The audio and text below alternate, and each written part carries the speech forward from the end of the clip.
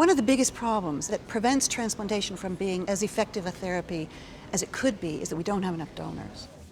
That problem is even worse for babies than it is for any other age group. The lessons that were learned from understanding the developmental pathway of the immune system were not originally put into place when organ transplantation began to be done in infants. It was always assumed that the donor blood groups, the ABO blood groups, needed to be compatible.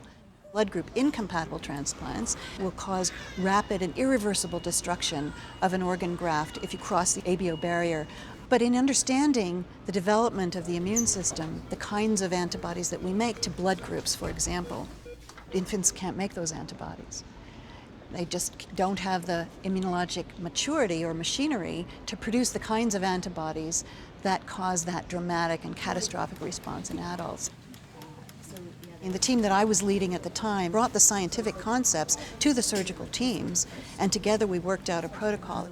Actually came to full fruition and success through the first transplant that was done across ABO barriers in a 3-week-old baby nearly 20 years ago now. In some ways it was risky because it hadn't been done before, but I was quite sure about the science. The protocol has now been adopted around the world. The waiting list at our institution at that time fell from nearly 60% to less than 10%. She's beautiful. What a beauty.